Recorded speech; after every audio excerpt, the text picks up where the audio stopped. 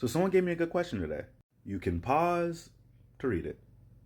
They're basically saying that they like my content and that I talk about a bunch of topics, but a lot of men who speak out against misogyny often get caught up in a savior trap or don't speak from a man's lived experience. And these men often handle critique from women really poorly. They're asking how I strike a balance between connecting to men and speaking on men's lived experience and listening to women and their critique. I want to know if I have advice for male anti-misogyny creators who might end up speaking over women or just not handling criticism well. And yeah, we can talk about it. So I've seen the savior complex thing happen in real time. I've also had instances where I wasn't necessarily the best at receiving criticism. There was a creator on here, I cannot remember his name, but he's way bigger than I am. And he often poses his content as if he's speaking on behalf of women. And a ton of women follow him, largely because he says things that women generally agree with. However, a few months ago, he said something that equated to pick better men, and women went ballistic. Understandably so. His delivery was terrible. He was basically blaming women for the men who were doing fucked up shit to women. At least that's what it sounded like. I don't know if that's what he meant to say, but that's what it came off as. When you build a following trying to help a group that you do not belong to, it is very easy to fall into the savior mentality. Because the comments, the notifications, the DMs is nonstop praise and adoration. Like, it's a lot. It's good. It feels great. And also, it is a living testament to the idea that if more men strive to not be shitty, more women would like them.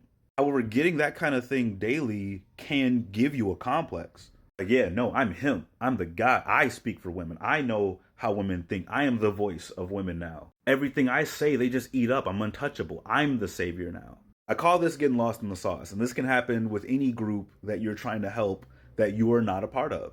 Because as a man, we're never going to have those lived experiences that women had growing up. Like, I didn't have to start paying attention to what I wear at fucking 11 because grown ass men started making comments on my body. Like, I don't have that lived experience. I could never tell you what that feels like because I've never felt that. Most men have never felt that. But when you're lost in the sauce, you just think you know everything. And that's when you're liable to say some fucked up shit and lose the trust of your following. You lose your credibility. That's the savior complex side. I'm going to talk about the critique side, and then I'm going to talk about what I do. While this very frequently goes hand in hand, when you think you know everything, you also think nobody can tell you anything because you already have the answers. But these aren't necessarily linked. If you're just a know-it-all in the first place, you'll very frequently feel like no one can tell you anything. And when you're doing anti-misogyny content and women are saying basically, yeah, everything you say is right, then yeah, it's gonna feel like no one can tell you anything.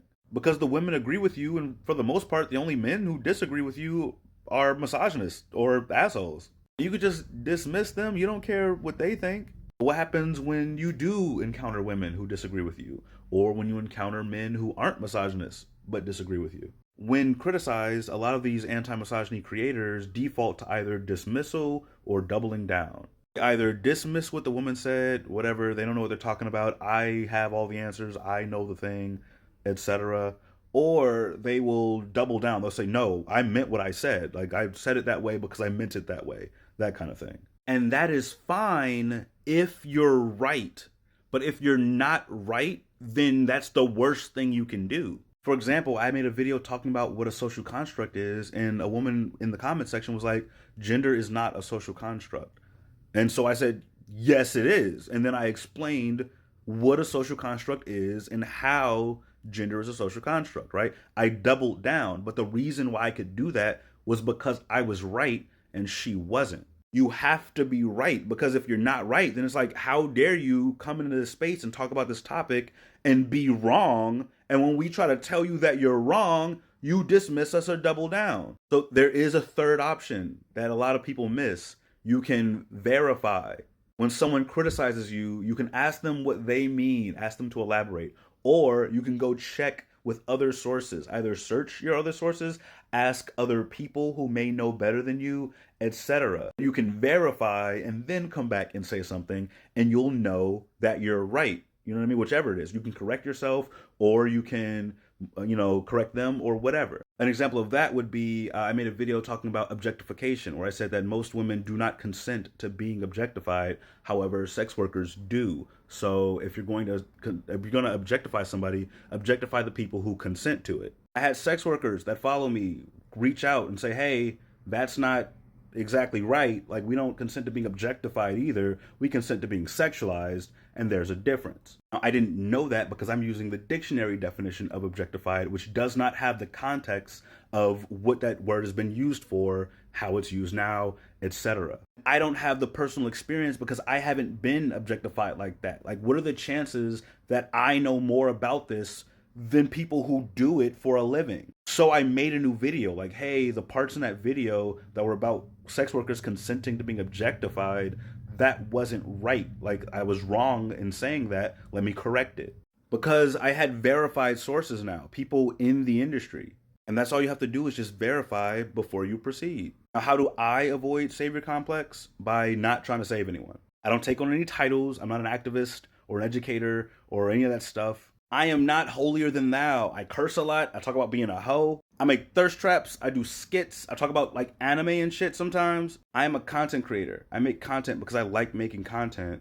I'm not here to save the world. If I can make things better while I'm making content, then that is great. But I am just sharing my opinion and sharing my life. That's how I avoid savior complex, by not trying to save people and not giving myself more credit than I deserve. In terms of accepting critique, that is actually something that I struggle with too. Now, I am more willing to hear someone out than the average person is, because I believe that the best way to strengthen your stance is to have people challenge you. If what you believe is as rock solid as you think, then you shouldn't have a problem defending yourself against critique. However, I've been doing this for years. There's so many bad takes. There's so many people that are just straight up wrong. It's very easy to put somebody into the, oh, they're just another wrong person category. It's something that I'm working on. The way that I do it currently to help mitigate that is that if it's something that I've never heard before, I'll try to go research it before I, dismiss or double down. But if I've heard it before and it was wrong before, then I'm likely to be like, no, that's just another wrong person. And I don't always get it right, but I hope that my presentation as just a regular person, as a human being who is just sharing what he thinks is true, gives me some kind of grace in the ability to be wrong sometimes and not have people bite my head off over it. So far, it's been fine. Every time I've been wrong, it's never been a big deal. People are like, oh no, this is actually the right information. And I just go with that. Every time I've had a take that wasn't popular, it's been fine. No one's like freaked out over it. I like to think that I've cultivated a community where the goal isn't to be the rightest person. You know what I mean? We're all in a pursuit of better understanding, and hopefully we're all reaching that together. I do not place myself higher than other people in that regard. So I've listed a bunch of things in this video that could be considered advice, but it would get summed up as: don't get lost in the sauce. Be able to identify when you're wrong, be willing to acknowledge when you're wrong, and to not forget that this isn't your space. Whatever you're talking about, if you're talking about a space that's not your space, be mindful of that and default to the people who it is their space, who have more firsthand knowledge or experience in that field. That's not to say that women can't be wrong too. It's just acknowledge that even if they are, it's still not your space. So be mindful and respect that. I hope that helps. I'll see you in the next video.